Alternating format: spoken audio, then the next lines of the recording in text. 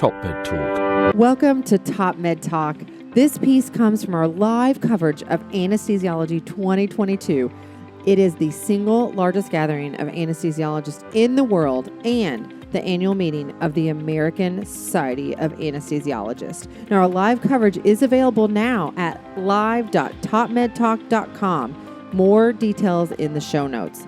Don't forget to subscribe, and please help us boost our signal by sharing this podcast wherever and whenever you can. Hello, everyone. It's Anesthesiology 2022, and TopMedTalk is here in the exhibit hall at booth 2245.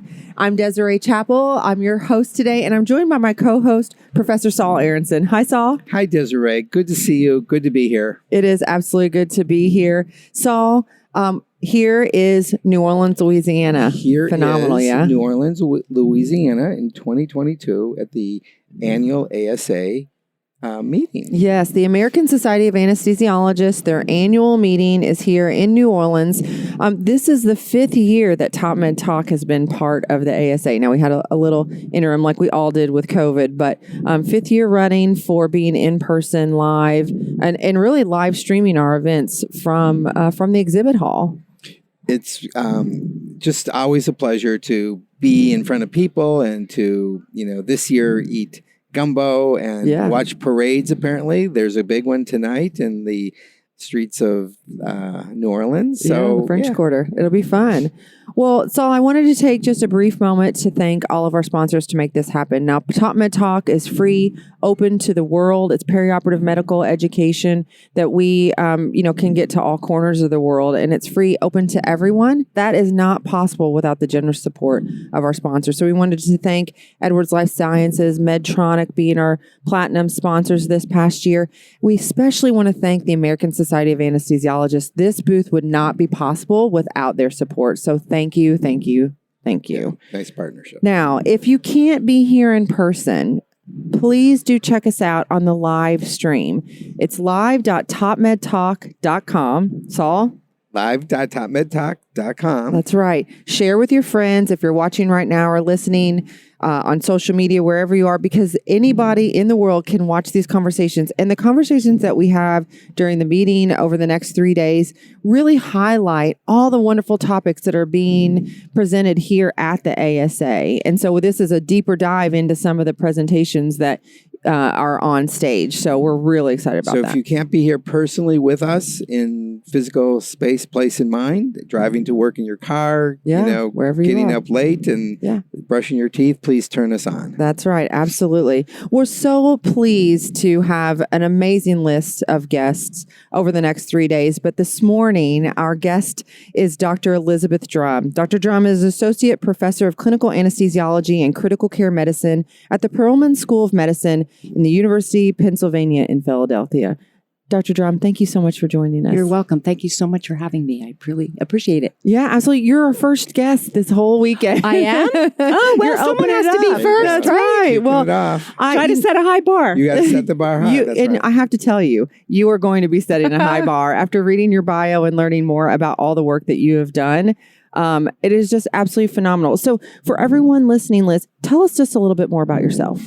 Well, I'm a pediatric anesthesiologist, so my clinical work is at the Children's Hospital of Philadelphia, which our academic partner is the University of Pennsylvania School of Medicine. So I get to be with amazing colleagues, both in the adult and the pediatric side. I've been at CHOP clinically for about 7 or 8 years, but had a long duration and traveling here and there along the way. I went to medical school in Philadelphia. I did my anesthesia training in Philadelphia. I spent a few years in the Army. So I lived in Georgia working as an active duty anesthesiologist for several years. Thank you for your service. Thank you. Then I went back to Philadelphia. I worked at Temple University for about 10 years. They had a children's hospital, which I was able to help open and start. And then after 10 years, due to politics, money, finances, and the usual kind of craziness, that Temple closed its children's hospital. So I did a few other things for a few years, which is how I ended up detouring into what is really my passion now, global health. And then I went to CHOP, where I'm allowed to keep doing great things there. So Yeah. So Elizabeth, I'm sorry, you just sort of jumped right into your passion, global health. You got to help us fill those gaps. Well, I figured you'd ask, so I got to, set the stage. So, traveling around the world or helping people in need is something I was always interested in. And as an anesthesiologist, we spend a lot of time caring for other people. So figuring out the populations in my local community where I worked that were in need is something that was, a passion of mine. I was always concerned about the rest of the world, but really had no idea how to make any difference. So when I was at Temple and Temple closed its children's hospital, I was kind of in this space where I had to decide what I was going to do next. I was minding my own business one day as life happens, and a friend of mine called me, a pediatric ENT surgeon, and said, I'm going to go to Ethiopia, and I want you to come with me. Like a good surgeon knew that it made no sense for him to go somewhere without his anesthesiologist. So we went with the goal of just seeing what some of the needs were. He was specifically asked to look at some children who had tracheostomies and laryngeal papillomas, which is a consequence of an HPV kind of infection. And it's a long story how he got there. But anyway, we went together and decided we were just going to go and look and see is there anything that we or together or collectively could do. We spent the week there, met some interesting people, and came away deciding that we would commit, the two of us, to going twice a year for 5 years to see what we could do to address the educational needs for anesthesia and ENT. We ended up going twice a year for about 10 years. So I've been there about 20 times and was scheduled to go right before COVID hit. So I haven't been back since, but I'm going to get there in a couple months, hopefully. So that's really what started it. And, I didn't really know what to expect when I went there. And then that was maybe October of 2009. And a few months later, there was a massive earthquake in Haiti. One of the first earthquakes. There's been a couple since then. And I kept hearing on the news that what they really need was surgeons and anesthesiologists. And I was at this weird in-between space between jobs where I was working a couple part-time jobs and I kind of could make my own schedule. So I went to Haiti for a couple weeks. And pretty soon after the earthquake, I think if I hadn't been in Ethiopia, right before that, I'm not sure I would have been brave enough to go because I don't think I would have known what to expect. But between my experiences in the Army, working in an inner city hospital in Philadelphia, and having been to Ethiopia, I was as prepared as I could be. So anyway, that was really a life-changing experience to kind of be immersed in a place that had such great need, which those two experiences together really helped send me on a trajectory that I had no idea existed and probably wouldn't have had a way to orchestrate it if I wanted to. So great story. And now you are the committee chair of the ASA's Global Humanitarian Outreach Committee. Yes. Can you give us a little bit better understanding of what that is and what that mission is? Sure. So many years ago, really before I was an anesthesiologist, Nicholas M. Green, who was the chair at Yale, went to Africa and saw some great need for anesthesia education and training. Ultimately, with the support of the ASA and other foundations, started what was called and still sometimes referred to as the Overseas Teaching Program. Mm-hmm. So you may have heard people talk about its OTP, and set up an educational program in Africa in a few countries to try to really help address the anesthesia education need there. Those efforts coalesced into what became the Committee on Overseas Teaching Programs, which eventually in about 2010 maybe, changed names to the Committee on Global Humanitarian Outreach. Sort of as an aside, those programs have changed locations but still exist, so I can get into that in a minute. And also there's an award every year named in honor of Dr. Green, which is given in conjunction with the Rovenstein Lecture, which will be on Monday, honoring someone who's really committed their life's work to serving others. And you received that. Yeah, I did. I was just going to say, and you were a recipient. In 2020, which was the year of no meeting because of COVID. Oh, But yeah, it was a great honor. And today I get to present it to an amazing colleague and friend of mine, Dr. Faye Evans. On Monday I present it. But. Excellent. How cool. Yeah. That is very, very cool. Well, tell us about kind of the work that's been done in the past, and as chair, where you're really looking forward to going. Okay, great. So the two big things in the past were continuing these overseas teaching programs. Currently, we have two programs, one in Rwanda, which was started, I think, in about 2006, and one in Guyana, which is a little newer. I want to say 2016. I might have the dates a little bit off. And again, they're really aimed at trying to help improve the education and educational infrastructure in these countries. So both of those efforts are a collaborative effort with the Canadian Society of Anesthesiologists. They go by the acronym CASIEF. And so really they're our collaborative partners. And so in Rwanda, for example, the goal originally was to provide enough educational support structure to educate some anesthesia residents. So they had people who were interested. They didn't really have enough clinical instructors. So between the Canadian Society and the ASA committed to sending faculty for like a month at a time to really educate those residents. And now we're at the point in Rwanda where they have almost enough faculty to educate their own residents. But what they really need is some subspecialty education. So we're working on trying to help them with critical care and cardiac and pediatric. And we're also really trying to work with them to help do things like faculty development and recruitment and mentoring and help them figure out how to get to the next level. And it's really, I can't take any credit for it, but it's really amazing to watch how when you empower the local people to educate their own and make systems and that work for them, and we're there to support. They have a very active anesthesia society now. We're the hosts for an all-African anesthesia conference in September in Rwanda, and it's really amazing to watch. And it reminds me that there's so much talent and passion out there, and I really look at my goal is to help people develop their own. Yeah. Same program in Guyana. They're a few years behind.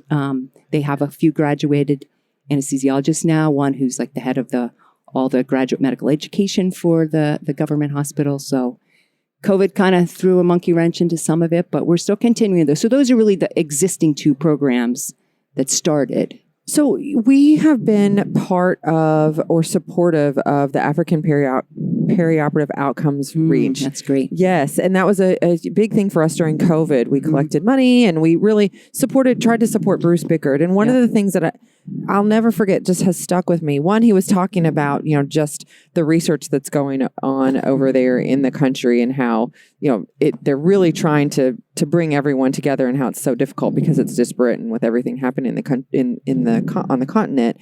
But the thing that stuck with me the most is that, people want to come in and fix and, give whatever we can from the U.S. and make it like us. Mm-hmm. But it's all about empowering, like you said, to the people native to the country. And I can see how,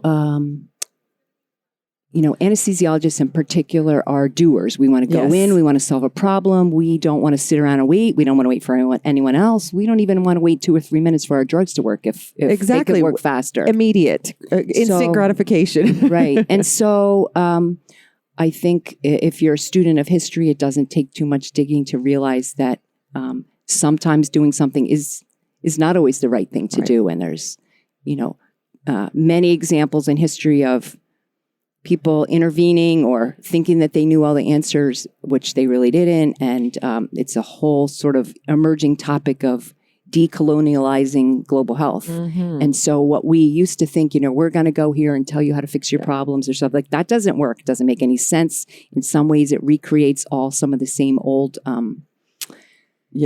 systems of oppression that didn't really work. And so people are really trying hard to figure out how to address that. Yeah. Empowering local people to do their own education and support them is, I think, a first step. But yeah, absolutely. So Elizabeth, obviously, everything you've done to get you to this place and what you're doing now is laudable without question. I'm sure there's a lot of people who would love to figure out how they can help. In the context of the broader theme of the anthropology of medicine or the culture of medicine, what would you say to our audience, how people can participate in a productive, constructive way and help? Yeah, that's a good question. And it's not an easy one to answer. But I think the first step starts with educating yourself. So listening to talks like this, going to lectures, reading books, listening to other podcasts, and just learning about the history of anesthesia in our country and other countries. There's a lot of resources online on our committee and the work we've done in the history and other things that we're doing. So educate yourself, have an open mind to what may not have worked before and what can work now. Within the ASA and our committee, there are other initiatives that we have that I was just going to say, talk us through some of the new ones that are coming out that people can probably get information for. So there's ways to support work and education financially, even if you can't go. And for some people, that makes more sense. On the ASA's website, you can get a link to the Global Humanitarian Outreach Committee, which you can designate what money might go to, whether it's our overseas teaching programs or some other programs, which I'll get into in a second, or there's many other companies, organizations, nonprofit organizations here at the ASA and around the world. Like Lifebox is one that most anesthesiologists know about, that their mission really is to help improve the safety of surgery and anesthesia around the world. And most people know about it because their pulse oximeter campaign to put them around there, but there's many other things they're working on. We actually interviewed Alex a couple of years ago. Oh, you did? Yeah. Mm-hmm. So, things like surgical site infection and how to prevent it, teamwork. They're working on things like a handheld CO2 monitor, which most of us in the U.S. would refuse to do a case without it, but it doesn't really exist around the world. And headlights, stuff like that. So, and education and training, they're really. So that's just one example. There's other links on our website. There are some ongoing educational programs that sometimes we need people for. So, for example, during COVID, it became obvious that some of our efforts in Rwanda and Guyana, we couldn't physically go there, but providing lectures. I was going to ask, how does the virtual world work? Because, I know in a lot of countries, they don't even have electricity 24 hours a day, and it's very difficult. I know a lot of countries are tied into internet, and they do have things like that. So how does the virtual world work with this? Well, it does take planning and organization. Infrastructure. So, usually there has to be one specific site at the host, either country or in their hospital or something that has reasonably reliable internet, and you have to, pick a day and time that will work for them. Sometimes you do have to do what we call asynchronous learning. Yes. So recorded talk, and then people there, read it and talk about it. Sometimes you can have synchronous, back and forth. But you're right, places that don't have reliable internet don't always have that. But, there's many things that COVID is, I think, forcing us to explore. I think our challenge now is going to be how to keep the momentum of really looking to use that technology and use our ways to communicate instead of falling back on our old habits. Yeah. So what are you most excited about for the committee in this coming year? Well, I think the thing I'm most excited about is continuing those educational efforts that we have in place, but also looking at some new ones and some that are kind of helping to open people's minds and eyes. So for the last 10 years or so, we've had a program that we run through the committee where I send CA3 residents to a low-income country for a month to really be embedded in the culture of an educational department in anesthesia in another country to really see what it's like. We started by sending residents to Ethiopia because that's what I was most familiar with. Due to some political instability and some other things, 1 year we had changed, so now there's other sites that we go to, and we did have to pause during COVID. But to date, probably 50 or 60 trainees have gone to other countries. Many of them now are really had used that as sort of a springboard to start their own collaborations. An ongoing one in Uganda, some in Kenya and Ethiopia, and so that's one thing that I'm really excited about, and seeing these younger than me anesthesiologists really starting to ask the good questions and figuring out how to put that in part of their career. So that's one thing. We also, through the ASA and the Charitable Foundation, have a program called Global Scholars, where we bring young, upcoming leaders of anesthesia from around the world to the annual meeting. So this meeting itself, we've got a dozen global scholars. They're from all over Ethiopia, Kenya, Uganda, Cambodia, Cameroon. There's a few that couldn't get visas in a timely manner. That's a whole nother, bureaucratic issue. But anyway, we have 12 scholars here from around the world, and we have a grant from Edwards Life Sciences to bring them, to help support bringing them. Up until now, we've only been able to bring a couple, so that grant really allowed us to spend it. And they're having an amazing time. If you see them walking around, just to see what this meeting is like, but all of them had a chance to do an observership for a couple days or even longer at a hospital. So several of them went to local hospitals here in Louisiana to really see what it's like for us to practice anesthesia here, and then talk with the two residents about the different programs, and really start to develop those relationships, which then can continue. So former global scholars have gone on to become department chairs, influencers in the Minister of Health in their countries. And so those two things are really exciting to me. And then we're trying to figure out what's next. We're in the middle of a process to formally change the name of the committee again. So it's going through the House of Delegates at this meeting, but to simplify our name and our mission to just be the Committee on Global Health. Yeah. And we've really tried to streamline our mission to really say that what we're supporting is education and capacity building around the world, because that's really what we're about. Well, that's phenomenal. Think about what new horizons there are. Yeah, what's over the horizon. Yeah. Well, if there are any of those global scholars, we'd love to talk to them on TopMedTalk to get out their message and what they're doing. Okay, I think that's that would great. be phenomenal. But, we have a multidisciplinary kind of group that listen to TopMedTalk, people from all over the world from different backgrounds. Is there any way that they can get involved or support the initiatives that you guys are doing? Is this mostly for the for the ASA, or? Well, it is for ASA members. Again, not that giving money is simple, and not that that's the only answer, but people who aren't anesthesiologists, it's not necessarily that easy to figure out how they could be involved in some educational efforts. But money is always money is it really makes it all happen. It does. So there's that. But for example, several years, some of us have really said to our family and friend, "I don't need you to give me any holiday gifts or birthday gifts. Like, make a donation to Lifebox in my honor, or make a donation to the charitable foundation that then we can use for our Global Scholars Program." Fantastic. That kind of thing. And talking to your own department, like, would your hospital or your department be willing to sponsor a global scholar? It doesn't just have to be for this meeting, and that would help start a partnership with some other place or country. And so sometimes friends and family, or people who in my circle of friends and family who know what I do, like, they're supporting my work even though they can't go physically do what I do. Sure. So yeah, I love that. All right, Liz, wrapping up here, please, if people are interested, ASA members specifically are interested, please tell us exactly what we need to do to get to the committee. So the ASA has a website. It's not that easy to navigate, but our committee's website is asahq/charity/about us, I think. Okay. But on the ASA website, on the very bottom right, where it says, it's not affiliates, it's... not contacts. Yeah, we'll look it up. We'll make sure to put that in the show notes. So TopMedTalk.com, you can find all of these conversations. We'll put everything in the show notes for everyone. So that's the easiest way on the website. Great.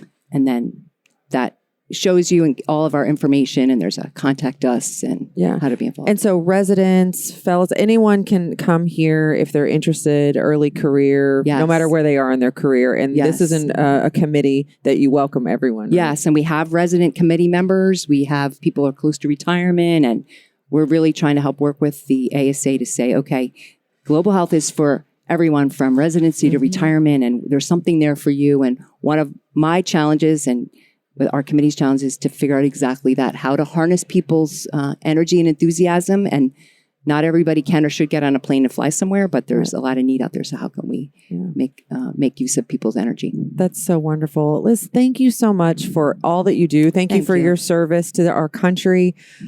honestly, it's so wonderful to know that people are out there and this is a passion of yours. Global health is important. We can't just support what we're doing here in the U.S. It has to be, it has to be global for everyone to rise up. And we have plenty of needs here too. So plenty of needs. We totally do. Trying to figure that out too. Yeah. Sure. Yeah. So again, thank you for sitting down and taking the time with us. I know this is a very busy meeting.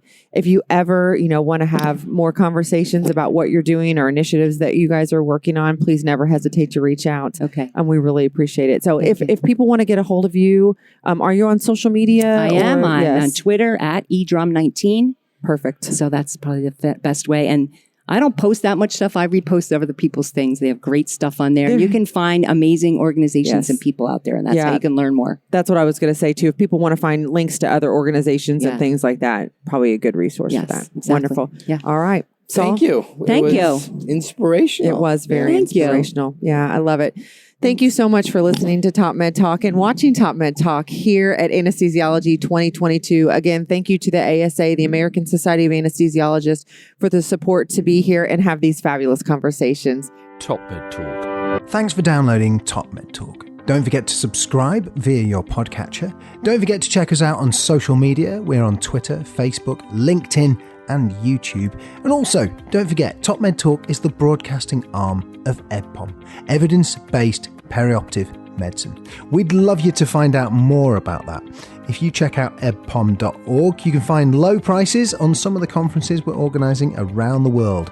Many of them are virtual and don't even involve you leaving your own home. Check out ebpom.org now.